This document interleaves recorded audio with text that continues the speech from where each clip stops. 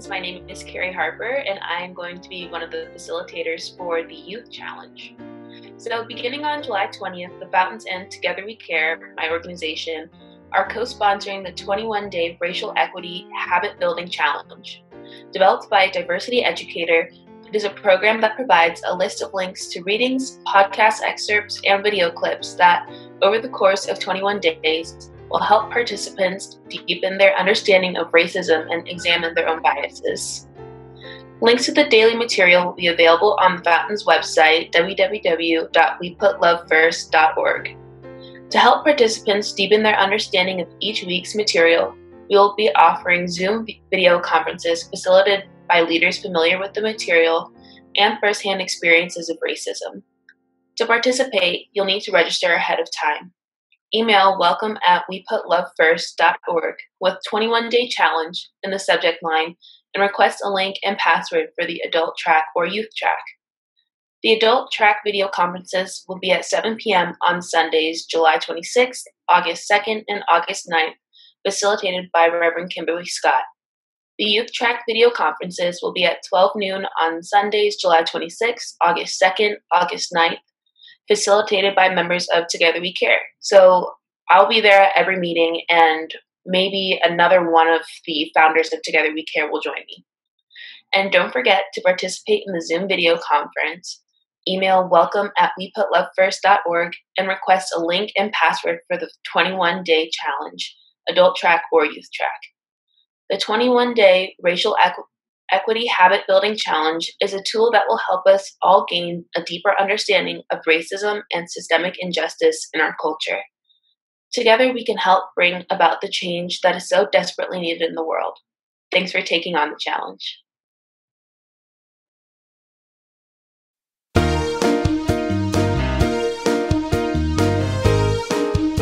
Join me as we get in the spirit.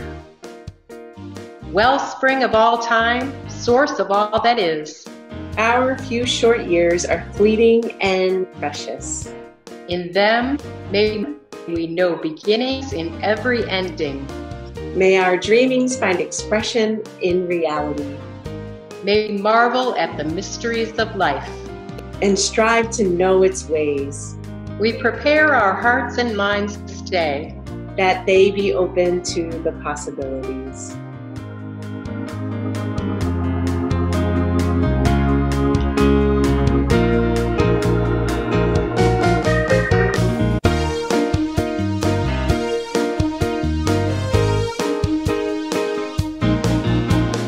Open hearts, open minds, open doors are what you'll find when you leave regrets. Do not fear, lay down your burdens and gather here in love.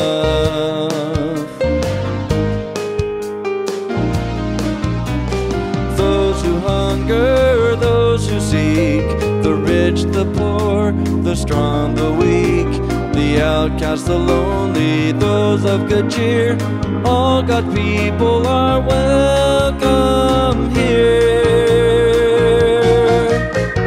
Open hearts, open minds, open doors are what you'll find when you leave regrets.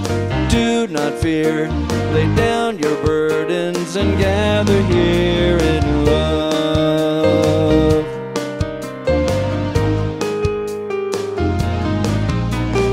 Many visions, varied views, many people with different hues.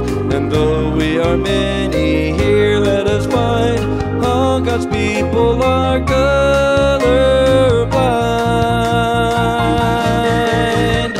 Open hearts, open minds, open doors are what you'll find when you leave regrets. Do not fear, lay down your burdens and gather here in love.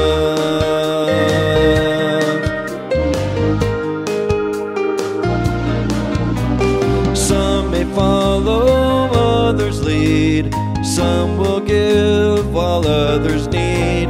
And yet when we gather, let it be clear, all God's people are welcome here.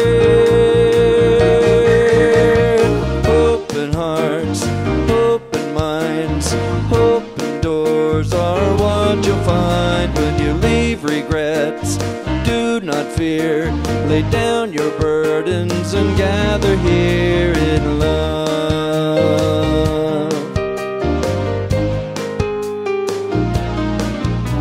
Storytellers, those who teach, singers, dancers, those who preach, prophets and poets, all who uplift, come and gather, come share your gifts.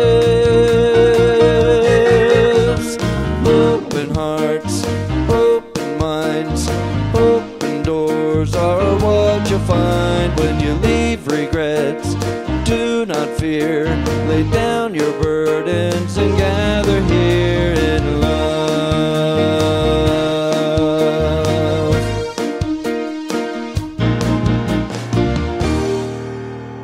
Let's affirm the Fountain's mission together. As followers of Jesus, We put love first.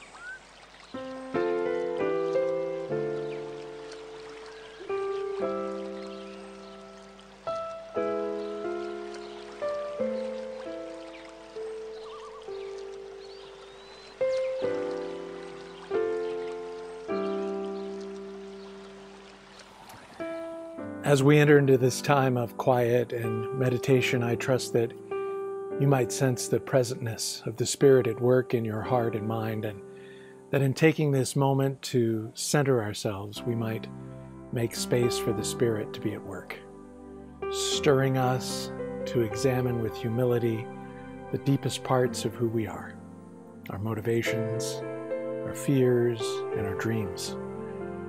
In times like these, when the world is full of uncertainty and turmoil, I know that I especially need to be intentional about being quiet and open to that still small voice, reassuring me, yes, but nudging me and working on me too. So I invite you to join me wherever and whenever you're experiencing this moment, to take a deep breath with me and center down. Set aside the chatter in your mind, all the distractions of the day, and simply be still. Breathe deep, settle in to the here and now, and join in singing or just being mindful of the words of our centering song.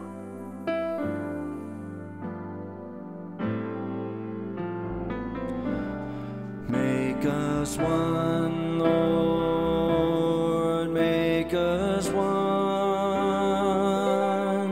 Holy Spirit, make us one. Let your love flow so the world will know we are one in you. Make us one, Lord, make us one. Holy Spirit, make us one. Let your love flow so the world will know we are one in you.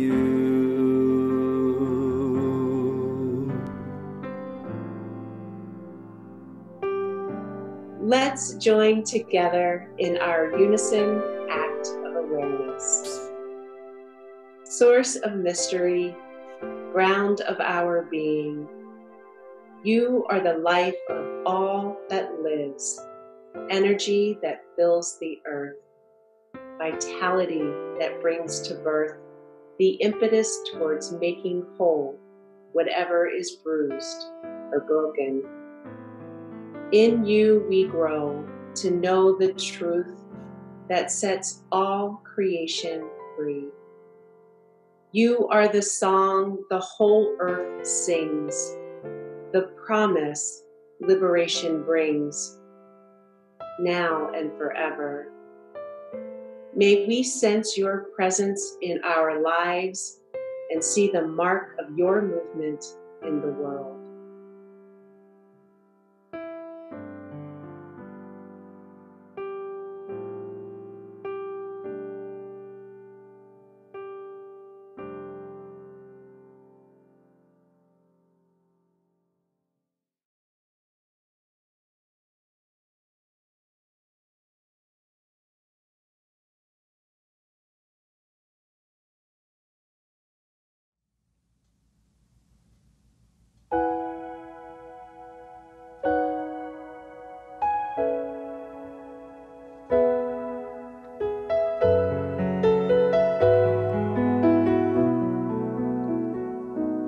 We offer this time of quiet openness. We bring our whole selves. In the name of the one who taught his first disciples to pray the prayer that we now sing together. Our Father who art in heaven, hallowed be thy name. Thy kingdom come, thy will be done, on earth as it is in heaven. Give us this day our daily bread, and forgive us as we forgive others, and lead us not into temptation, but deliver us from evil. For the kingdom and the power and the glory are yours forever. Amen.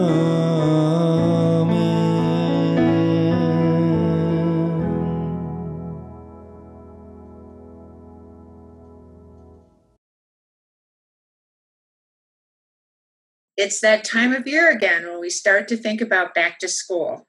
And regardless of what form it takes this year here in Arizona, there are school supplies that are needed for students to be successful in their new school year.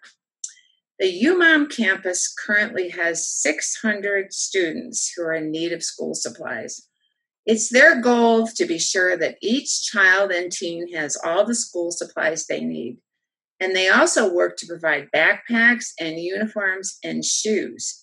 And they actually take the kids shopping and let them pick out their own shoes, which is way cool. So a $25 Walmart gift card sent directly to UMOM is very helpful for this event. UMOM has added 2 virtual options to donate this year. These options are important so that donors can keep safe and healthy through social distancing. So we don't have to bring our items down to the church or take them down to UMOM this year. We can do it all online. There's an online fundraiser where you can sponsor a student. Sponsoring a student provides enough funds for a student to receive everything they need for the school year: their supplies, their uniforms, and their shoes. Then they also have a wish list on Amazon to make it easy to donate directly to UMOM. The wish list includes all the school supply needs as well as backpacks and technology items. And donating is as simple as clicking on the items you'd like to give and then checking out. Then the items are sent directly to UMOM. So we hope you'll join us this year in providing back-to-school supplies for the many children at UMOM who are waiting and excited to start their new school year.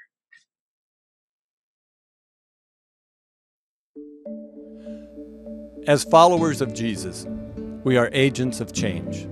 We know that it is not enough to just believe. So even now, especially now, we take action. We strive to work together, to be there for one another, and find creative ways to make the world a more compassionate and just place. As chair of trustees at the Fountains, I can tell you that even though our congregation isn't meeting in person every week, the needs of maintaining our buildings and campus continue, and the utility bills keep coming.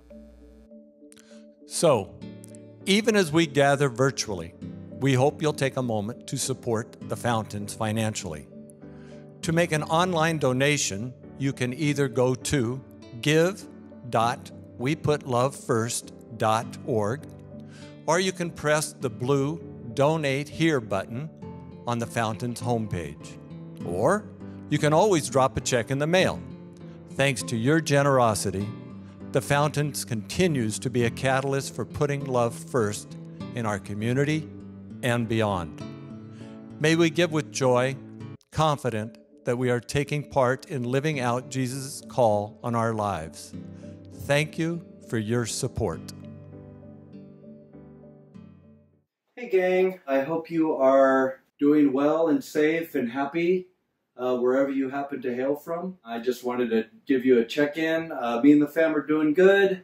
We're over here making lemonade out of lemons, and we're just hunkering down and trying to get out of the heat. So I just wanted to touch base and say hi, and I hope you recognize this song and that you like it.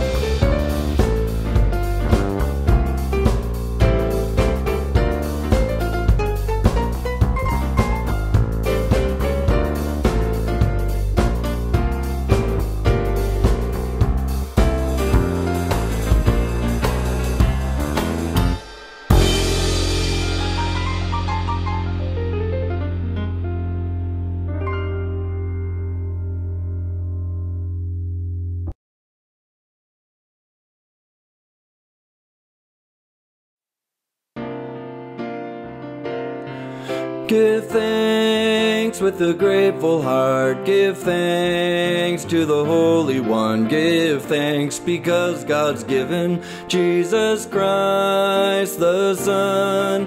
And now let the weak say, I am strong. Let the poor say, I am rich, because of what the Lord has done for us. Give thanks with a grateful heart. Give thanks to the Holy One. Give thanks because God's given Jesus Christ the Son. Give thanks.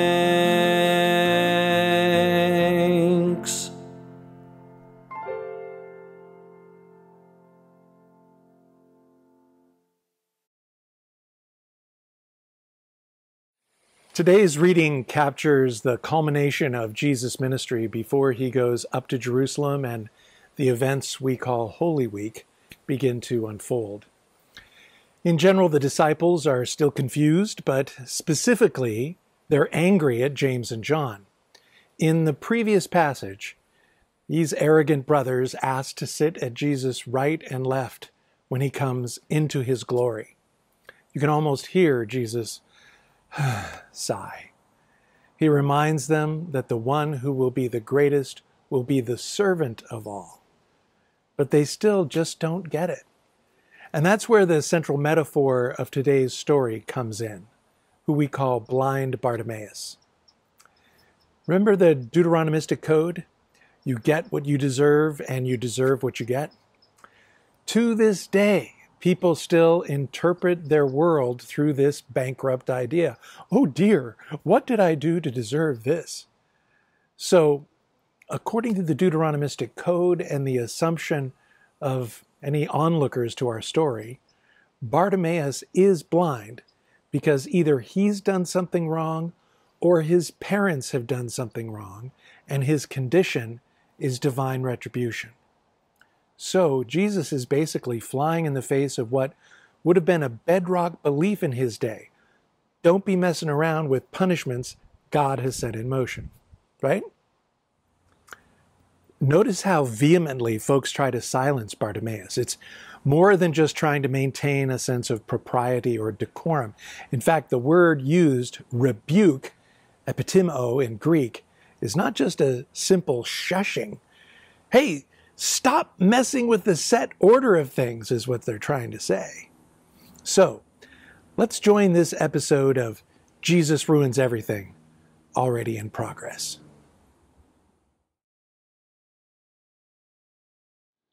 Our words of wisdom are from Mark chapter 19, verses 46 to 52. They came to Jericho. As he and his disciples and a large crowd were leaving Jericho, Bartimaeus, son of Timaeus, a blind beggar, was sitting by the roadside. When he heard that it was Jesus of Nazareth, he began to shout out and say, "Jesus, Son of David, have mercy on me." Many sternly ordered him to be quiet, but he cried out even more loudly, "Son of David, have mercy on me." Jesus stood still and said, "Call him here." And they called the blind man, saying to him, "Take heart, get up, he is calling you." So throwing off his cloak, he sprang up and came to Jesus. Then Jesus said to him, "What do you want me to do for you?" The blind man said to him, "My teacher, let me see again." Jesus said to him, "Go, your faith has made you well." Immediately he regained his sight and followed him on the way. Hear what the Spirit is saying to the church. Thanks be to God.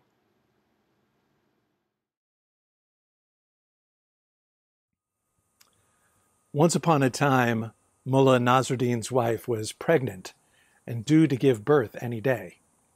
One night she turned to him and said, "Husband, the baby is coming." At her instruction, Nasruddin lit a candle and watched his newborn baby be born. But just a few minutes later, he watched as yet another baby was born. And just minutes after that, he watched his wife give birth to a third child. Finally, after seeing 3 babies, Nasruddin abruptly blew out the candle, plunging the room into darkness. His wife asked, "Why did you do that?" "Well," said Nasruddin, "while the candle was lit, one child was born, and then another, and then another. If I hadn't blown out the candle, who knows how many more there would have been." In other words, if we turn off the light, no more babies will be born. Sounds vaguely familiar, doesn't it? Sometimes it seems expedient to just not face up to reality. It's easier to turn away, to close our eyes, to stay in the dark. And in a lot of ways, that's the challenge of our Mark passage today. Are we ready to truly see? There are a lot of interesting elements to consider. First, Mark uses some fun wordplay with characters' names and titles. We've got a main character whose name is a mashup of a Hebrew and Greek name. Bar means son of in Hebrew, and Timaeus is a Greek name that means honesty or integrity. For any of you that have studied Plato, you'll recognize the name Timaeus as one that Plato uses in one of his dialogues as his main teaching character. And since Plato's Timaeus was written over 300 years before Mark is writing, it's likely that Mark has given this character a name people would recognize, and it's a name that suggests honesty and integrity.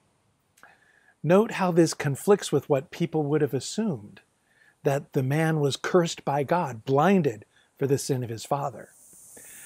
Just as an aside, this story is in Matthew and Luke too, but Matthew tells it with two blind men, neither of whom are named, and Luke doesn't name the blind man at all, probably because he's about to tell this big story that is unique to Luke, featuring a guy named Zacchaeus, and he doesn't want to upstage his guy with some yahoo from Mark. Names are important. So here we have a crazy tension between a Jew with a Greek name, whom folks assumed is being punished by God, but whose name is honesty, integrity. I messaged my Greek friend Yanni to double check, and he confirmed that even in modern Greek, Timaeus is the same, one who's fair. So here's a guy who's named the Son of Integrity, being shushed by the lunkhead disciples, being reminded that he's a nobody and to stay in his place. They're trying to make a blind man mute, too. The blind man then declares what none of the disciples have done before. For the first time in Mark, and right before Jesus' big entrance into Jerusalem, Bartimaeus calls Jesus Son of David, the Messiah. In other words, the one who will bring a new era of liberation to the people. Remember, the disciples told Bartimaeus that Jesus was just plain old Jesus of Nazareth. But Bartimaeus could see something that they didn't see. In a way, he could see before the others could. Notice that Jesus doesn't presume to know what Bartimaeus wants. He opens a conversation and essentially creates a relationship. He listens. It's a simple enough question to ask, but is boundary-breaking behavior. Instead of following the social norm of avoiding Bartimaeus, who's being punished, remember, Jesus stops and calls Bartimaeus to come to him. Jesus asks the same question that he asks James and John in the passage right before this. What do you want me to do for you? Status-seeking James and John declare, how about the places of honor to your right and left when you come into glory? Lunkheads. But Bart is different. Unlike these status-seeking dingbats who still can't see, Bartimaeus asks for what he most immediately and practically needs. Let me see again. And then, being healed, Bartimaeus does another remarkable thing. Jesus says, go. But does he go? No. Bartimaeus follows Jesus on the road, on the way to Jerusalem, and before the week is out, his death. I really like the angle Reverend Dr. Kimberly Buchanan brings to the story. She suggests that the disciples are resisting seeing because they know that once they really see, life will never be the same. She writes, "Seeing can be dangerous. It can call into question everything we've ever believed. It can dismantle our faith, our theology, our worldview. Seeing can devastate us.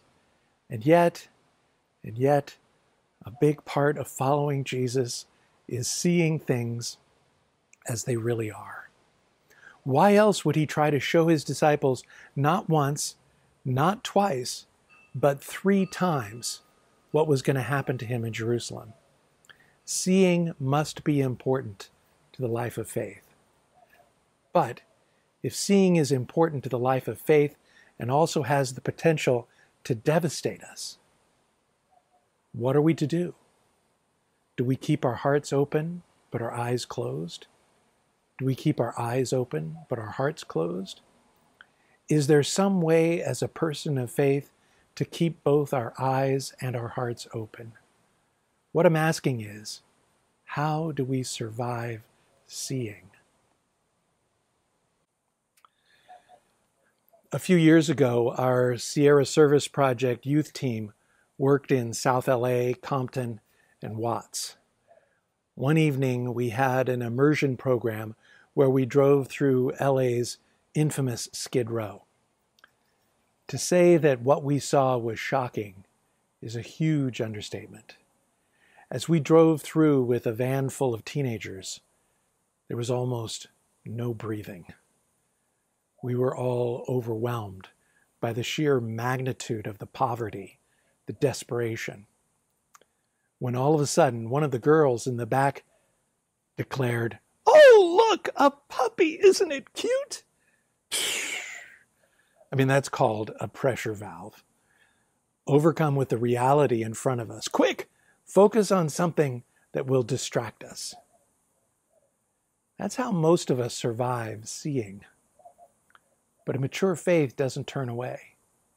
It sees and engages with the hard things, like suffering, betrayal, and death, poverty, racism, human trafficking, corruption, climate change, hunger, domestic violence, and governmental negligence.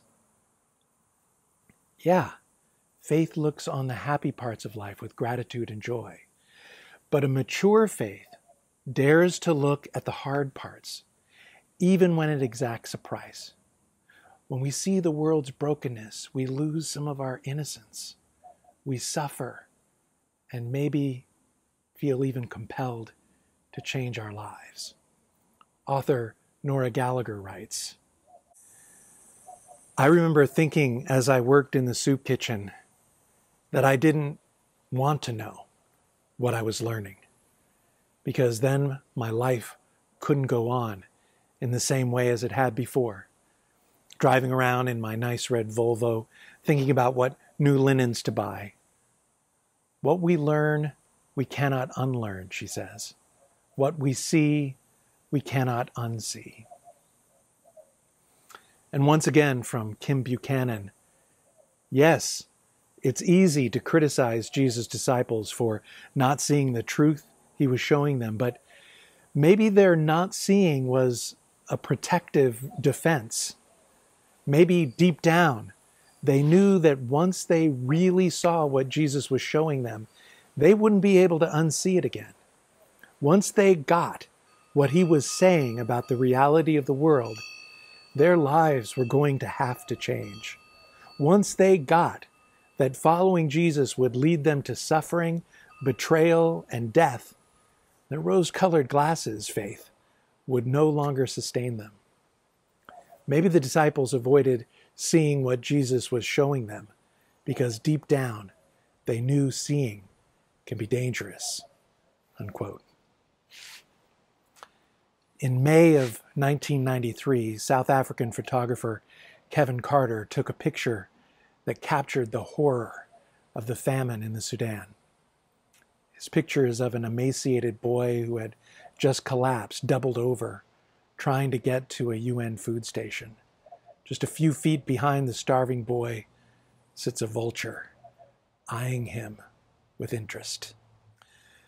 A close friend of Carter's said that after shooting that photo, the starving boy, Kevin shooed the vulture away, then sat under a tree and cried and chain smoked. He couldn't distance himself from the horror of what he saw. He could not unsee what he had seen. 4 months after receiving the Pulitzer Prize for his photo, Carter committed suicide. Seeing can be dangerous. For Bartimaeus, Jesus becomes his context for everything he will see the rest of his life. And when we too look at the world, I'm guessing we want to see it through the lens of and in the context of Jesus. It's true. We'll see suffering, betrayal, injustice, and death. It's unavoidable. The world is broken in so many ways. But a mature faith looks at those places and sees them. But as Jesus tried to show his disciples time and time again, when you look at the world, even at its ugliest, hardest, and most fragile, when you see the world in the context of Jesus, you also see the promise of new life. Bartimaeus is our example. He asks to see, and when he does, he doesn't go, but follows. Because once he sees, he doesn't want to unsee. So, what do you need to not unsee? When Baptist preacher Will Campbell was a teenager growing up in rural Mississippi, he witnessed a horrific and sadly not untypical lynching. A black man was allegedly caught stealing, and the community's upstanding white citizens reacted with what could only be described as gleeful rage.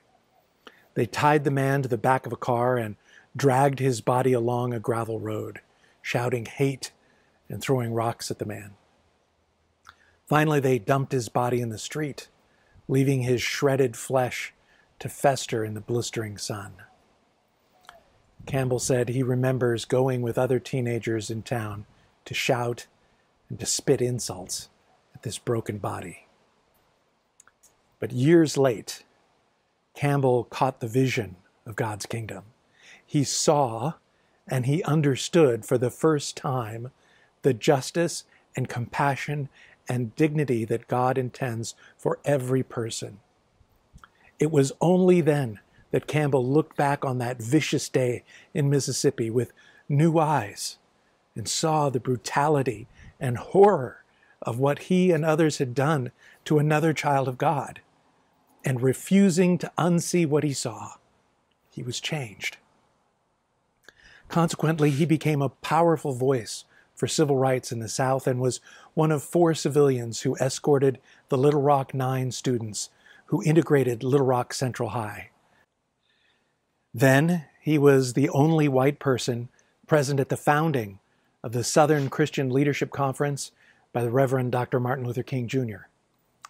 In 1961, he helped, along with John Lewis, organize and accompany the Freedom Riders, the Congress of Racial Equality, and the Student Nonviolent Coordinating Committee in integrating interstate bus travel, despite white mob violence in Alabama and across the South. He was so committed to seeing things the way Jesus would see them, to love one's enemy, that years later he befriended members of the Ku Klux Klan and visited James Earl Ray in prison. Bartimaeus asked to see. Are we that brave? Can we overcome our own inner voices shouting us down, saying, shh, be quiet? Can we cast away the cloak that is our security blanket and say, I'm ready, let me see? Are we prepared for changed vision, for letting go of the prejudices, the fears, the myths that have narrowed our scope for too long. If you're ready, if you think you're brave enough, I encourage you to prove it by joining with others at the Fountains in the 21-day Racial Equity Challenge that begins tomorrow, July 20th. You'll find details on our website, weputlovefirst.org. Wendell Berry suggested that to treat life as anything less than a miracle is to give up on it. Well, Bartimaeus stands as our model of following Jesus, one who jumps up and, unafraid of the consequences, opens up to the grace of truly seeing. His story calls us to do the same. May it be so for you and for me, remembering that seeing can be dangerous. Be well.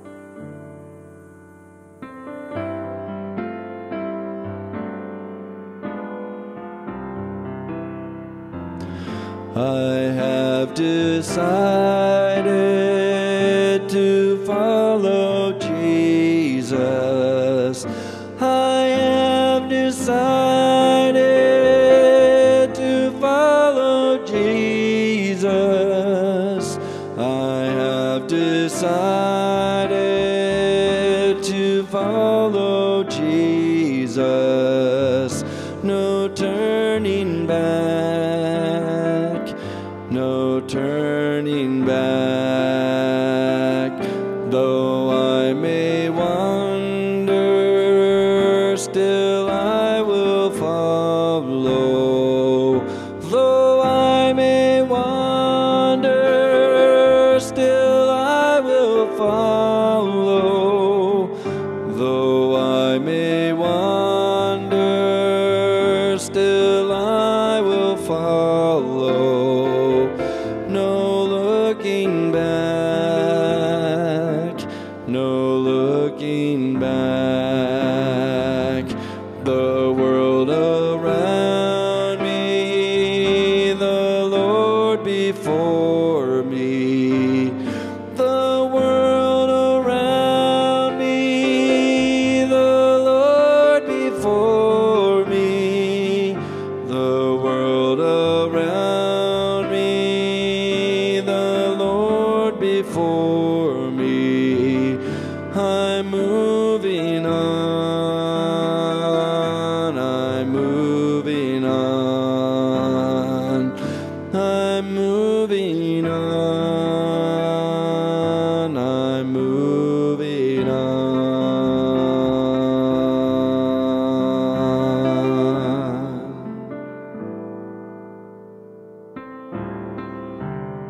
As we reach across the physical divide that separate us, Let us offer these words of blessing to one another. may the love that gives to life its beauty, The reverence that gives to life its sacredness, and the purposes that give to life its deep significance, be strong within each of us. and lead us into ever-deepening relationships with all of life. May it be so.